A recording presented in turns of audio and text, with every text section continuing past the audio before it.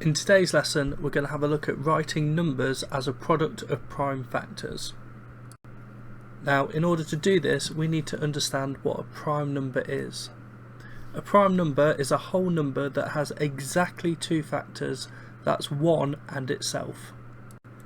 This means that there's no other numbers besides these two that divide exactly into it without a remainder. Now, when we looked at factors, we used the idea of factor pairs to help us list what the factors are. We can do a similar thing to help us decide whether a number is prime or not. If we can think of another factor pair besides 1 in itself, it means that it's not prime. So, in part A of our examples, we have the number 13 and we need to decide whether this is prime or not. The only way that I can make 13 using whole numbers is by doing 1 times 13, that's 1 and itself, and therefore 13 is prime. In part B we have the number 21. The ways that I can make 21 using whole numbers are 1 times 21, that's 1 in itself, but I can also do 3 times 7, and therefore 21 is not prime. In part C, I have the number 29. As with part A, the only way that I can make 29 is by doing 1 times 29, 1 in itself, and therefore 29 is prime. For our last example, part D, we have the number 51. I know that 51 can be obtained by doing 1 times 51, and if you think really carefully, you can spot that 3 times 17 also gives us 51, and therefore it's not prime. Now, there's some other important things that you need to remember about prime numbers, the first of which is that 1 is not a prime number. Our definition says that it has to have exactly two factors, and although 1 in itself is a factor of 1, it only has one factor, and therefore it doesn't satisfy that definition. Another thing you should notice is that 2 is a prime number. It has exactly two factors, which are 1 and 2, but it's the only even prime number that you'll find. Every other even number has 2 as an additional factor to 1 in itself, and therefore that makes every other even number not prime. So, your first task is to pause the video and decide whether the following numbers are prime or not. There are 7 prime numbers that you need to find in total. Once you're ready to see how you've done, you can unpause the video for the answers. And here are your answers. The 7 primes that you needed to find were 7, 23, 17, 11, 19, 2 and 37. Well done if you managed to find them. In total, there are 25 prime numbers between 1 and 100. They're shown in circles on the screen right now. It's important that you're able to quickly spot whether a number is prime or not, and it'd be useful if you can remember as many of these as possible.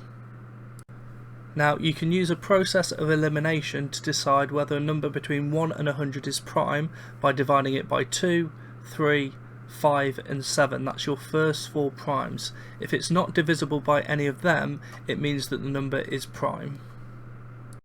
This is being represented in the diagram by the different colours that are being used. In the pinky colour we have all of the multiples of 2, in light blue are all the multiples of 3, in red are the multiples of 5, and in dark blue are the multiples of 7. Please note that some of the multiples of 2, 3, 5 and 7 overlap. That means that only the additional multiples that hadn't already been crossed off have been highlighted for each number. So the next thing that I'd like you to do is have a go at this quick prime number challenge. You need to answer the 5 questions that are on the left side of the screen, and you can use the prime number grid on the right side to help you. Once you've done this, I want you to multiply the 5 answers that you get together to get your final total. Simply comment your final total on to show my homework to get a bonus house point for completing the challenge. Now, the main part of this lesson is looking at writing numbers as a product of prime factors. The best way to demonstrate this is by doing an example. So part A asks us to write the number 42 as a product of primes. To do this, I need to think of any factor pair of 42 and split it up into these two numbers. So for instance, I know 42 is the same as 6 times by 7, so I'm going to split it up into these two numbers. Once I've done this, I can look and see that 7 at the end of this branch is a prime number, however 6 is not. Because 6 isn't a prime number, I now need to split that up into a factor pair. I know that 6 is the same as 2 times 3, so I'm going to split it up into those two numbers, and again, if I look at the end of each of the branches, I can see that 2 is now prime, and so is 3. Because all of the numbers at the end of my branches are prime, I've finished. However, I now need to write this as a product of primes. Product is just a fancy way of saying times together, so that means we have 2 times 3 times 7, and if we were to calculate that, it would take us back to our original total, which was 42. One really important thing to note when doing this is to not split it up into a factor pair with 1. We know that 1 isn't prime, and it will just give you on the other side the number that you started with, and that therefore doesn't benefit us when splitting up. So let's have a look at a second example with the number 72. I know that a factor pair of 72 is 8 times by 9. Neither of those two numbers are prime, so I need to split them up again. So on the left I could say 2 times 4, and on the right for 9 I could say 3 times 3. I know that 2 is prime, and I know that 3 is prime, so those three branches can be circled. However, 4 is not a prime number, so I need to split that up further. I know that 4 is the same as 2 times 2, which then makes both of those numbers prime as well. At this point, because each of my branches are prime, I can write it as a product of prime factors, which would be 2 times 2 times 2 times 3 times 3.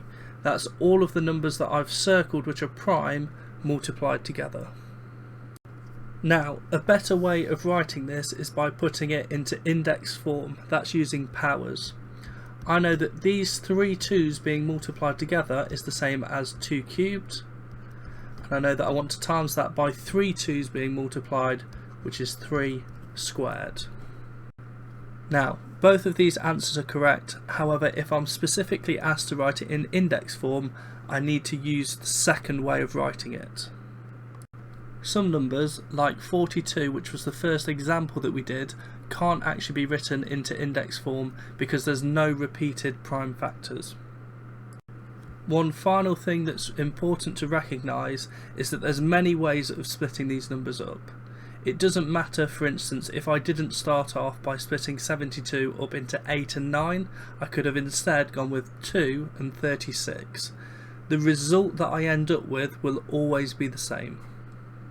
Now, your task for today is to complete the following worksheet. The full sheet is attached to Show My Homework in the Resources to Help You section. On this worksheet, it asks you to write each number as a product of primes, and it wants you to give your answer in index form where possible. You must show your factor trees as part of your working out.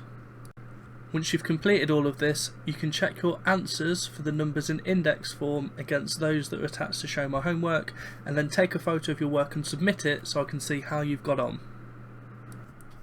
If you are struggling to complete some of the work from today's lesson, then please do not hesitate to get in touch via comment on Show My Homework.